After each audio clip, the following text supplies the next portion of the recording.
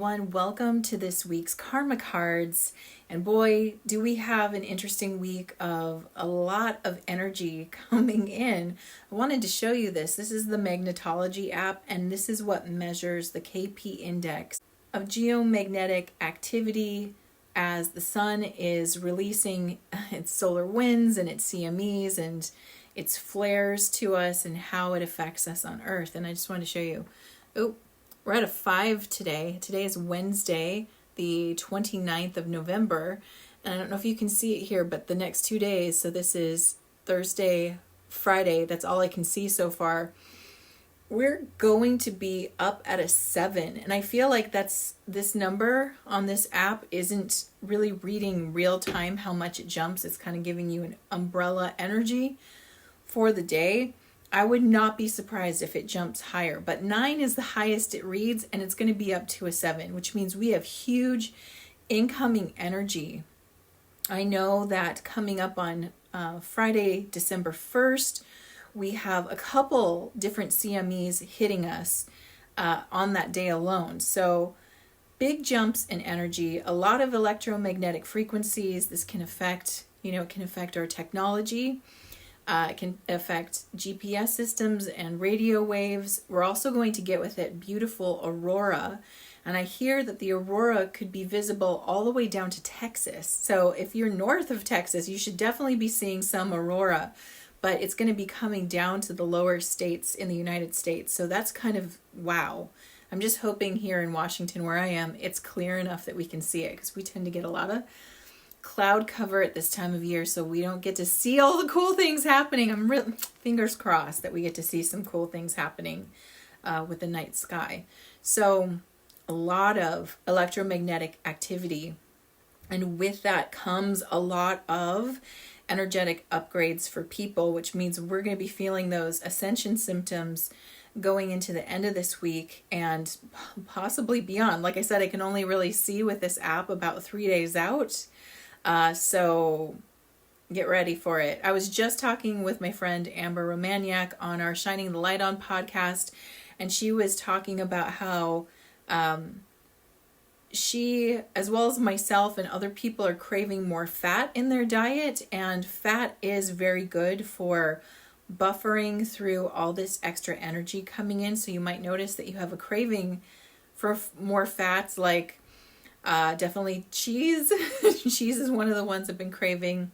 Nuts, fatty meats, things like that. Or just wanting to add like coconut oil or olive oil to more things.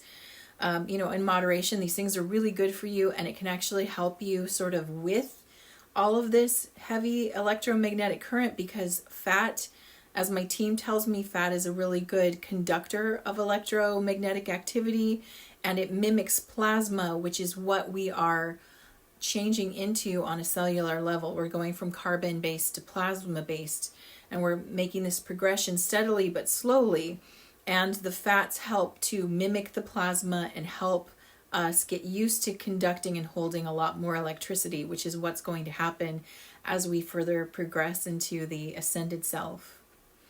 So that's just something to note that's happening on the kind of geomagnetic physical level.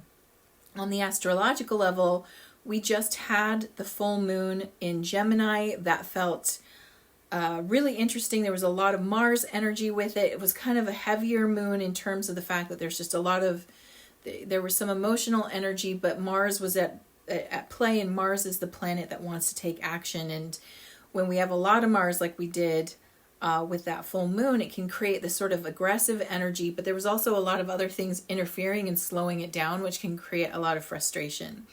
So you might find that at the beginning of this week, you felt like nothing's really moving as fast as I want it to, or it just building up and feeling a sense of overwhelm. Later this week, we actually have a couple planetary movements happening. On Friday, December 1st, when we have all that electromagnetic energy coming in from the sun, we also have Mercury moving into the sign of Capricorn. So this is where the mind, the planet of the mind, is moving into Capricorn. Capricorn is a very practical planet. It's a little bit on the dry side. It's very much about long-term plans, So things like goals are going to start becoming very important in the mind. Capricorn is definitely connected to goals and where you want to go for the future. So you might notice that you really you start kicking in and start feeling like, oh, I need to work on my goals, or I really want to focus in on this area. And this, for those who took the Epic Year Workshop, this is a great time to go in and fine tune or refine your goals.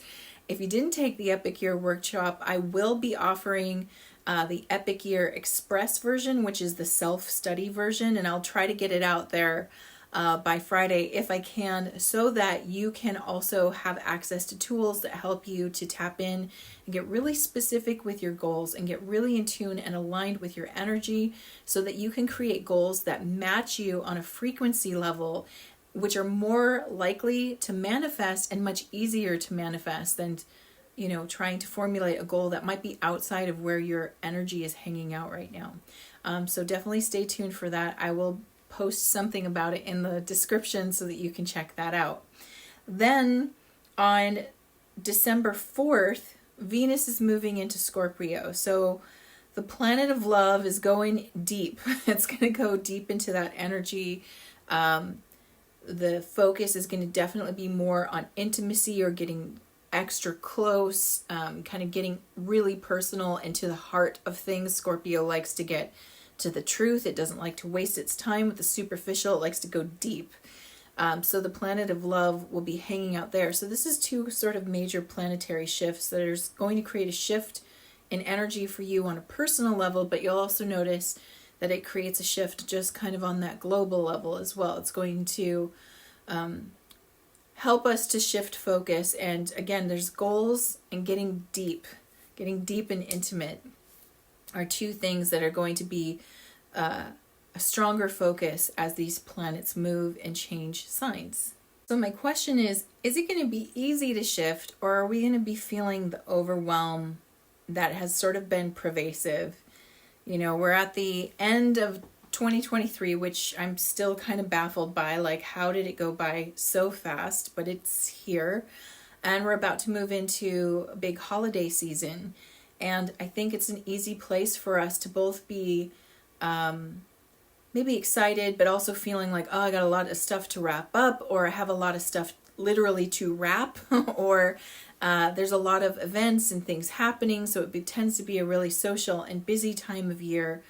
And even though those events can bring us a lot of joy and happiness, they can also bring a lot of stress and overwhelm. And my team wants to remind us to focus on the experience you want to have, not focusing on the stress or the things you're afraid will happen. It's really easy to let overwhelm overtake your joy at this period of time. And the focus should really be on something that helps you feel more open and more free. So one of the things they're asking is, notice, are you placing extra stress on yourself than you have to? Like, are you setting bars a little too high? Whether it's this dinner has to be perfect, or I haven't gotten enough gifts for a certain person, or, or the gifts aren't enough, or that they're not, I don't know, we're looking for judgments. Am I judging myself? Am I setting the bar really high? Do I have these crazy expectations, and can I catch them and release them? So the first part is like getting clear on, like, what am I doing to myself? Do I have to go through this stress that I might be feeling, or the overwhelm I might be feeling, or the perfectionism I might be feeling? Do I have to go through that? And if it's a pattern, if it's just something you kind of fall into every year because maybe you're a mom or a dad or somebody who's like in charge of things, and you're like, every year you go into this sort of like hyper mode where you are hyper trying to make things happen, trying to do it perfectly, trying to create great experiences, but those experiences tend to end up feeling like they're at your expense instead of including you. So the first thing is to clear yourself from those heavy expectations and recognize that what people really want from you is to be with you and celebrate with you. They're not expecting you to, you don't have to take the expectation on that this is all on you, whether this works well or not. It's a group effort. And so if we're bringing our joy and our happiness to the table, then everything's lightening up, right? When we have that sense of like obligation or overwhelm that creates a lower energy in us. So we want to be mindful of that too. We want to check in with ourselves and make sure that we're not focusing on what the possible problems that could happen, and rather focusing on what's bringing us joy and gratitude. Why do we want to do this? Why do we want to be of service? Why do we want to host? Or why do we want to purchase these items and gift them to someone? What is the intent behind it? And if we stay connected to that, then everything becomes easier and lighter in general, right? Tasks, any task we have a choice about how light or heavy it is. And it's all based on our mindset. So if we're focused on, oh, I have to do this every year, or why does it always fall on me? It feels like such an obligation. I'm the only one holding this together. Whatever the story is, then that task becomes a duty. And when it becomes a duty, it becomes really heavy. It's like it feels like a burden placed on you. But if we have a task and we're focusing on what can I give here, and what am I doing it for, and how good it feels to know that I can show up and offer this, and how honored I feel to be able to provide for something for someone else, then it starts to feel like an honor, and it lightens that task. So we always have a choice. It's like whether or not we feel like we have a choice to say no or not, we even have that choice. But let's say we're like, well, I'm never going to say no, I'm going to do it. Then it's how am I going to do it? Am I going to see what a gift this is that I have the opportunity to do it, or am I going to see how heavy it is and how burdensome it can feel? And then on the final note, they said, all of these tasks, all these things that you have to do, you also want to balance it with purification. And what they mean by purification is any way where you can feel like I'm cleansing the energy at the end of the day, or I'm cleansing the energy before I start. So that might be taking the time to, sit down, sipping your coffee and reading a book, like going and having a nice bath, going somewhere and getting a massage, or just taking time out for yourself, just having that quiet space where during this amount of time, it's just for me and for me to recharge. And by doing that, you cleanse the energy, and then it makes it easier to approach these tasks. A lot of times we'll go from task to task to task, and we won't give ourselves a break or a chance to recharge, because in our head, right, we've got this high bar that I've got to get this all done. And taking a break is still a choice, and going back to back is a choice. So you want to make sure that you're putting in those breaks and you're giving yourself time to recharge. Just like if you were using your phone a lot, you'd have to charge it more to continue using it. Well, you're going to have to do the same for yourself. And as you do that, you really lighten the energy for yourself. You could have a really lovely time. You could actually even enjoy the task at hand if you give yourself the opportunity to have a buffer before and maybe a little buffer after. It depends on, I understand if you're like cooking a holiday dinner, then taking the buffer before is going to be super easy. And you might have to wait till everyone goes to take a buffer. But what you would do is, instead of forcing yourself to go into, cooking, entertaining, cleaning mode, maybe you put a pause between entertaining and cleaning, and you just let yourself decompress. And then as you go into that next task, you remind yourself, that was really fun. It was such a nice time. I'm so glad that I gave myself a chance to recharge, and it was so good to see everyone, and I feel so blessed to have this in my life, right? It gives us the opportunity to be more responsive than reactive, and that's the goal. And the more we can practice that going through this season and into 2024, the lighter it's going to feel for you. And the team just wants to encourage you to give yourself a break, take the pressure off, give yourself time to buffer, do little nice things for yourself, and adjust the mindset about how am I looking at this? How can I lighten this for myself? And by focusing on the positive and the benefit of it, you lighten the task at hand. And with that, let's look at this week's karma cards. If you're new to karma cards, let me quickly show you how these work. I have 3 decks here: planets, signs of the zodiac, and the houses of astrology. And I've already asked my team, what is the message you have for us this week? And I've got two sets of answers, a set in red, which are action related, and a set in blue, which are outcome related. And the way that you play is you tune in with your beautiful intuition and think, what is it I need this week? Do I need action related guidance, or am I looking for outcomes? And of course, you can always choose both. And while you're choosing, let me tell you the timing for this reading. This reading is for November 29th through December 6th.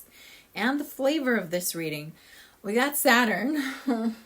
No, Saturn's good. It's good. It's just usually about slowing down or considering. It's a little bit of a drab planet. It's a malefic, right?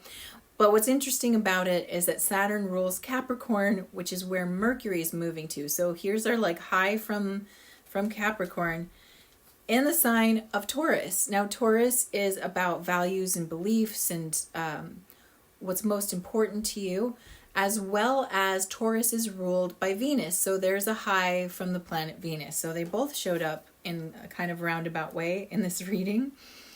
In the 6th house, which is about health, your physical health, and how you are of service. If you're choosing action, your spiritual action at this time is to be realistic about your beliefs as a full-time job.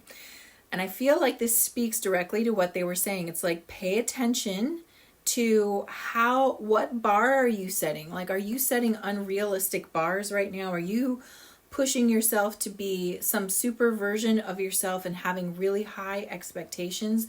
Bring it back down to earth. Let's be realistic. Think about, before you set these standards for yourself, check in with yourself. Do I actually have the energy to be up here? And if you're like, well, no, but people expect me to be up here, you want to be clear that you're not working for others' expectations. You need to work from a place of what you actually have to give so that you can enjoy your holiday as well. Mental action at this time, be concerned about the costs of serving. Yeah, again, they're kind of hitting this home, aren't they? They really want you to think about how if you push yourself too hard, you burn out, right? Burnout has a residual effect. It's not just burnt out in the moment, it's burnt out for a while. And if you're a person who's experienced burnout, then you could be there for months. And if you already have fatigue, burnout, adrenal fatigue, things like that, you really don't want to be pushing yourself because it will cost you. So this is not about, if I don't meet this bar, I'm not of service. You absolutely are. But remember, service to others includes yourself. So if you're excluding your needs, you're actually not in service to others, because the concept is oneness. And if you're outside of the circle, then it's not whole. It's not oneness, right? So it has to include your own needs. So just be really clear right now that a better holiday season or a better experience during this period of time is to be assessing and coming from a place of what I can truly give rather than what I'm trying to make myself give, right? Because they're going to get the best version of you if it's coming from your true capacity. Nobody's asking you to push yourself and burn out. And if you're not sure you believe that, I want you to check in with yourself.